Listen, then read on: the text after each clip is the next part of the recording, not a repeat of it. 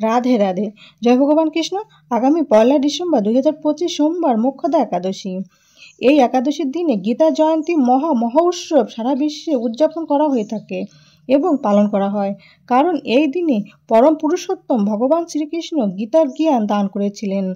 অর্জুনকে উদ্দেশ্য করে সমস্ত জগৎবাসীর উদ্দেশ্যে শ্রীমদ্ ভগবদ্ গীতার জ্ঞান প্রদান করেছিলেন। সেই কারণে এই দিনটি অত্যন্ত মাহাত্ম্যপূর্ণ। মার্গশীর্ষ মাসের বা অগ্রহায়ণ মাসের শুক্লপক্ষের একাদশী তিথি অত্যন্ত মাহাত্ম্যপূর্ণ। ভগবানের অত্যন্ত প্রিয় মাস এই অগ্রহায়ণ মাস।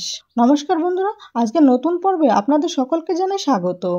আজ আমরা জানব স্বয়ং ভগবান কৃষ্ণের বলা মহারাজ যুধিষ্ঠিরকে মোক্ষদা একাদশীর ব্রত ও মাহাত্ম্যের কথা। এর পাশাপাশি আমরা জেনে নেব কিভাবে আপনার পূর্বপুরুষদের উদ্দেশ্যে পূর্ণফল অর্পণ করবেন এবং এই দিনে কি খাবেন আর কি খাবেন না। এই সব কিছুই আমরা জেনে নেব এই ভিডিও থেকে।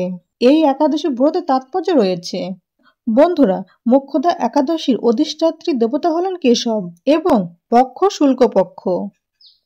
বন্ধুরা, পঞ্জিকা অনুসারে 1 ডিসেম্বর 2025 সোমবার মোক্ষদা একাদশী পালিত হবে। 30 নভেম্বর 2025 রবিবার রাত 9:29 থেকে একাদশী তিথি শুরু হচ্ছে এবং 1 ডিসেম্বর 2025 সোমবার সন্ধ্যা 7:01 পর্যন্ত একাদশী তিথি থাকবে। 1 ডিসেম্বর সোমবার স্মার্ত, গোস্বামী ও নিম্বাক এবং ইস্কন মতে মোক্ষদা একাদশী পালিত হবে। ইস্কন মতে মোক্ষদা একাদশীর পালনের সময় হবে পরের দিন অর্থাৎ 2 ডিসেম্বর 2025 মঙ্গলবার সকাল 6:24 থেকে সকাল 9:59 মধ্যে একাদশীর পালন করে নিতে হবে। এবং স্মার্ত, গোস্বামী ও নিম্বাক মতে মোক্ষদা একাদশীর পালনের সময় হবে পরের দিন অর্থাৎ 2 ডিসেম্বর 2025 মঙ্গলবার সূর্যোদয় থেকে সকাল 10:09 মধ্যে একাদশীর পালন করে নিতে হবে। বন্ধুরা, শাস্ত্রে বলা হয়েছে একাদশী পালন করা আমাদের প্রত্যেকেরই কর্তব্য। তবে এই দিনে পঞ্চ রবিশস্য যেমন চাল, গম, যব, মুগ ইত্যাদি বর্জন না করলে ব্রতের ফল নষ্ট হয়। শাস্ত্রের মতে আরও বলা হয়েছে একাদশীতে নিজে অন্ন গ্রহণ করলে বা অন্য কাউকে অন্ন গ্রহণ করালে নরকবাসী হতে হয়। একাদশীর দিনে বিভিন্ন ধরনের ফল যেমন তরমুজ, আনারস, লেবু, আপেল, আম, কলা, পাকা পেঁপে এবং দুধ, দই, ছানা, সন্দেশ, ঘি, আলু, গোলমরিচ, সামাচাল ও পানি ফলের আটার তৈরি খাবারও গ্রহণ করা যেতে পারে। এই দিনে ভগবান বিষ্ণু বা ভগবান শ্রীকৃষ্ণকে তুলসী পাতা নিবেদন করে পূজা পাঠ, বিষ্ণু মন্ত্র, গীতা পাঠ, ভগবত পাঠ অথবা শ্রবণ ও সন্ধ্যায় প্রদীপ জ্বালিয়ে হরিনাম করতে হয়।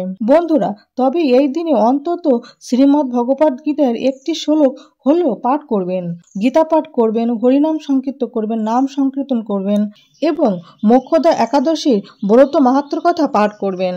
বন্ধুরা, কিভাবে আপনার পূর্বপুরুষদের উদ্দেশ্যে পূর্ণফল অর্পণ করবেন এবার সেটা আমরা জেনে নেব।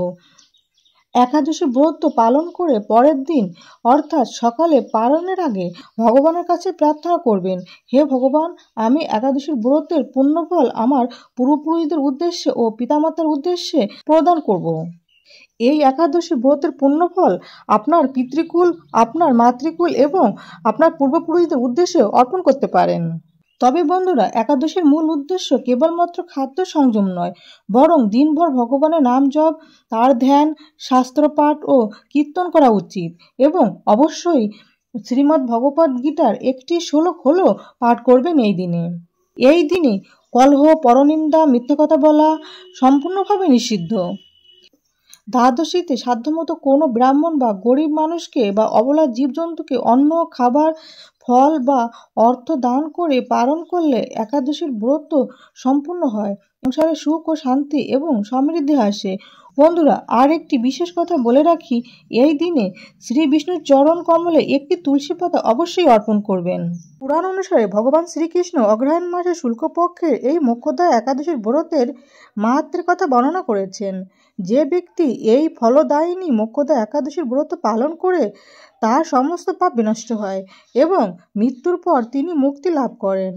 যিনি এই মোক্ষদা একাদশীর ব্রতের মাহাত্ম্যের কথা পাঠ অথবা শ্রবণ করবেন সেই ব্যক্তি তৎক্ষণাৎ বাষ্পের যজ্ঞের ফল লাভ হয়। মনোযোগ দিয়ে এই ব্রতের কথা শ্রবণ মাত্রই সর্বপাপ ক্ষয় হয়ে যায়।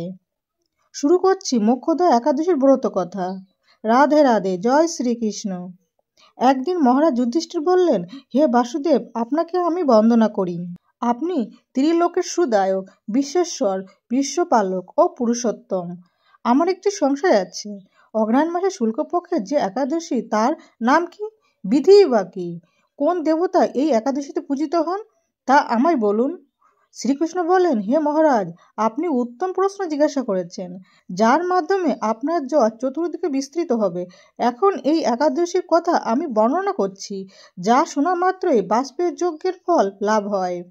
অগ্রহায়ণ মাসের শুক্লপক্ষের এই একাদশী মোক্ষদা নামে পরিচিত। সর্বপাপ নাশিনী ও ব্রতের মধ্যে সর্বশ্রেষ্ঠা এই একাদশীর দেবতা শ্রী দামোদর। তুলসী মঞ্জরি, ধূপ, দীপ ইত্যাদি উপচারের শাস্ত্রবিধি অনুসারে শ্রী দামোদরের পূজা করতে হবে। পূর্ব বর্ণিত বিধি অনুসারে দশমী ও একাদশী পালন করতে হবে। এই উপবাস দিনে স্তবশ্রুতি, নিত্যগীত আদি সহ রাত্রি জাগরণ করা কর্তব্য। হে মহারাজ, প্রসঙ্গক্রমে একটি অলৌকিক কাহিনী আমি বলছি। মনোযোগ দিয়ে এই ইতিহাস শ্রবণ মাত্রই সর্বপাপ ক্ষয় হয়।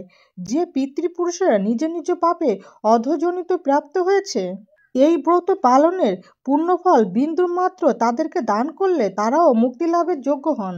কোনো এক সময় মনোরম চম্পকনগরে বৈখানস নামে এক রাজা ছিলেন। তিনি ছিলেন সমস্ত বৈষ্ণব সদ্গুণে বিভূষিত। প্রজাদের তিনি পুত্রের মতো পালন করতেন। তার রাজ্যে বহু বেদজ্ঞ ব্রাহ্মণ বাস করতেন। রাজ্যে সকলেই ছিল বেশ সমৃদ্ধিশালী। একবার রাজা স্বপ্নে দেখলেন যে তার পিতা নরকে পতিত হয়েছেন। তা দেখে তিনি অত্যন্ত বিস্মিত হলেন। পরের দিন ব্রাহ্মণদের ডেকে বলতে লাগলেন, হে ব্রাহ্মণগণ, গত রাত্রিতে স্বপ্নে নরক যন্ত্রণায় পিতাকে কষ্ট পেতে দেখে আমার হৃদয় বিদীর্ণ হয়েছে। তিনি আমাকে লক্ষ্য করে বলতে লাগলেন, হে পুত্র, তুমি আমাকে নরক সমুদ্র থেকে উদ্ধার করো। তার সেই অবস্থা দেখে আমার অন্তরে সুখ নেই। আমার এই বিশাল রাজ্য, স্ত্রী, পুত্র, কিছুতেই আমি শান্তি পাচ্ছি না। কি করি, কোথায় যাই, কিছুই বুঝে উঠতে পারছি না। আমার পূর্বপুরুষেরা মুক্তিলাভ করতে পারেন এমন কোনো পুণ্যব্রত, তপস্যা ও যজ্ঞের কথা আমাকে উপদেশ করুন। আমি তা অনুষ্ঠান করব। আমার মতো পুত্র বর্তমান থাকা সত্ত্বেও যদি পিতামাতা পূর্বপুরুষেরা যদি নরক যন্ত্রণা ভোগ করতে থাকেন, তবে সেই পুত্র কি প্রয়োজন? ব্রাহ্মণগণ বললেন, হে মহারাজ, আপনার রাজ্যের কাছেই মহর্ষি পর্বতমুনির আশ্রম রয়েছে। তিনি ত্রিলজ্ঞ। তার কাছে আপনার মুক্তির উপায় জানতে পারবেন। ব্রাহ্মণদের উপদেশ শ্রবণ করে মহাত্মা বৈখানস তাদের সঙ্গে নিয়ে সেই পর্বত মুনির আশ্রমে গমন করলেন। তারা দূর থেকে ঋষিবরকে সাষ্টাঙ্গ প্রণাম করে তার কাছে গেলেন। মুনিবার রাজার কৌশল বার্তা জিজ্ঞাসা করলেন। রাজা বললেন, হে প্রভু, আপনার কৃপায় আমার সবই কুশল। তবে আমি একদিন স্বপ্নযোগে পিতার নরক যন্ত্রণা ও কাতর আর্তনাদ শুনে অত্যন্ত দুঃখিত ও চিন্তাগ্রস্ত হয়েছি। হে ঋষিবর, কোন পুণ্যের ফলে তিনি সেই দুর্দশা থেকে মুক্তি পাবেন, তার উপায় জানতে আপনার শরণাগত হয়েছি। রাজার কথা শুনে পর্বতমুনি কিছুক্ষণ ধ্যানস্থ হয়ে বললেন, হে মহারাজ, পূর্বজন্মে তোমার পিতা অত্যন্ত কামাচারী হওয়ায় তার এইরকম অধোগতি লাভ হয়েছে। এখন এই পাপ থেকে মুক্তির উপায় বর্ণনা করছি। অগ্রহায়ণ মাসে শুক্লপক্ষের মোক্ষদা একাদশী পালন করে সেই পুণ্যফল পিতাকে প্রদান করো। সেই পুণ্যের প্রভাবে তোমার পিতা মুক্তি লাভ হবে। মুনির কথা শোনার পর রাজা নিজ গৃহে ফিরে এলেন। সেই পবিত্র তিথির আবির্ভাবে তিনি স্ত্রী, পুত্র সহ যথাবিধি মোক্ষদা একাদশীর ব্রত পালন করলেন। ব্রতের পুণ্যফল পিতার উদ্দেশ্যে প্রদান করলেন। ওই পুণ্যফল দানের সঙ্গে সঙ্গে আকাশ থেকে পুষ্পবৃষ্টি হতে লাগলো। হে পুত্র, তোমার মঙ্গল হোক। এই বলতে বলতে বৈখানস রাজার পিতা নরক থেকে মুক্ত হয়ে স্বর্গ গমন করলেন। হে মহারাজ যুধিষ্ঠির, যে ব্যক্তি এই মঙ্গলদায়িনী মোক্ষদা একাদশী ব্রত পালন করে তার সমস্ত পাপ বিনষ্ট হয় এবং মৃত্যুর পর মুক্তি লাভ করে। এই ব্রতের পূর্ণ সংখ্যা আমিও জানি না। চিন্তামণির মতো এই ব্রতটি আমার অত্যন্ত প্রিয়। এই ব্রত কথা যিনি পাঠ করেন এবং যিনি শ্রবণ করেন, উভয়ই বাষ্পের যজ্ঞের ফল প্রাপ্ত হন। অতএব মোক্ষদা একাদশীর ব্রত কথা সমাপ্ত।